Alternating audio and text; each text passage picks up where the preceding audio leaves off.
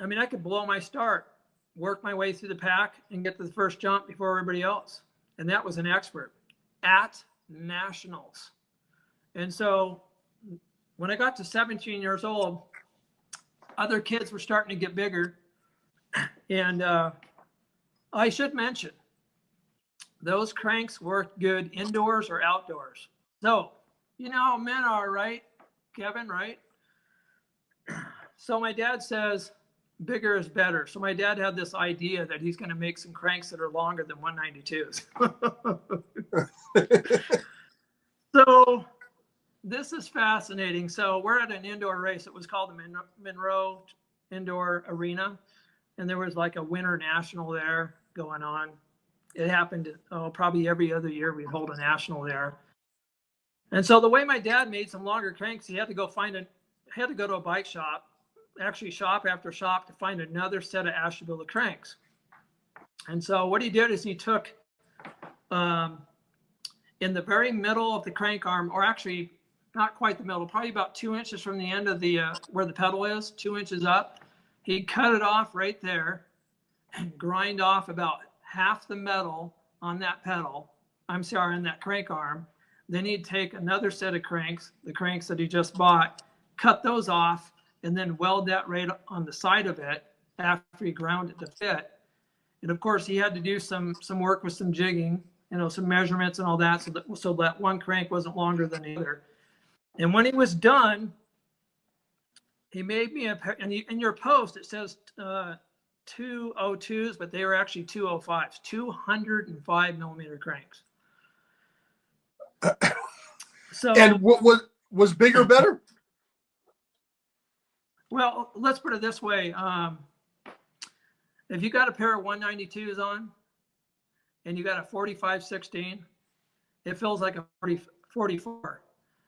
If you were, let's say you had 180s, okay, 180s, you can go up a full tooth and it feels slightly easier even. So if you had a 44-16 and you went up to a 45-16, it feels slightly easier than a 44-16 with 192s. So with a pair of 205s, it's unreal. I mean, it is unreal. So I got to tell you this. So everybody knew that I was running these Ashtabulas. Clarence Perry ran Ashtabulas. He's such a big guy. He ran Ashtabulas for a while. He's got some stories. I actually watched him snap off a pair out of the gate before. Occasionally they'd have a flaw. It did? Yeah. So occasionally you get one that has a flaw. Apparently mine didn't. And so I got to tell you about these 205s.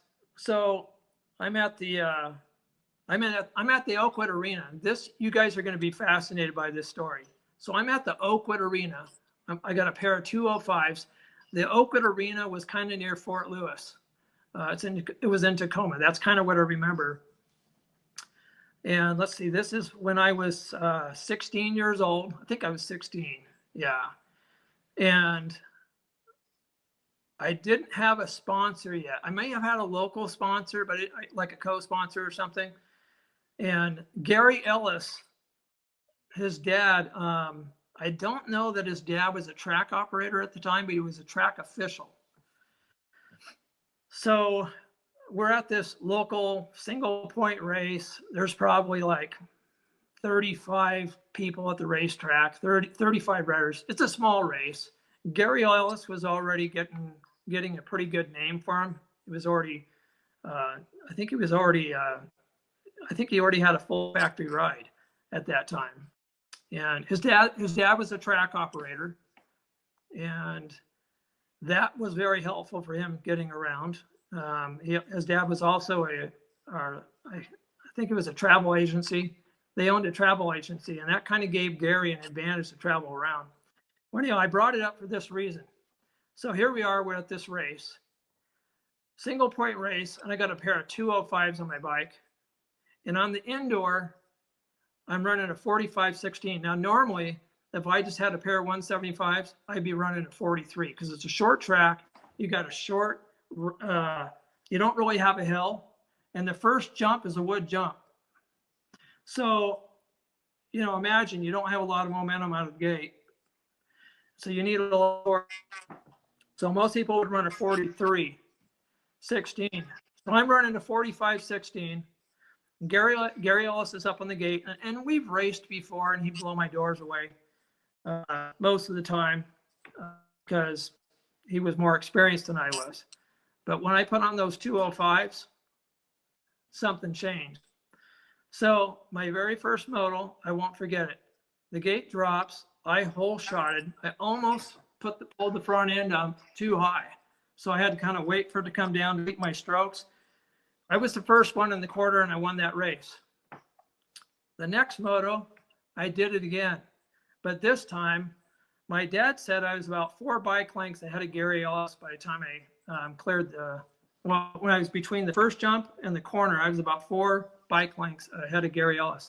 So I entered the corner, which was a completely flat corner. In fact, on your reel or your little introduction video, there's a picture of Clarence Perry and me, and I'm in front.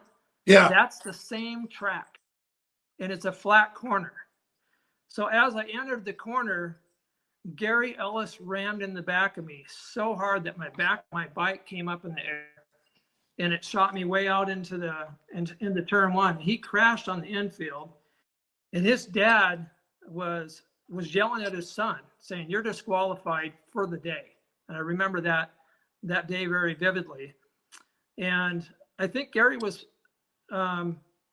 rather shocked that this newbie on the block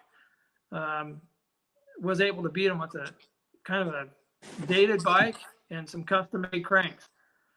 So that was interesting. Now, of course, things worked out between me and Gary, but I was running those same cranks in the picture where Clarence Perry is behind me.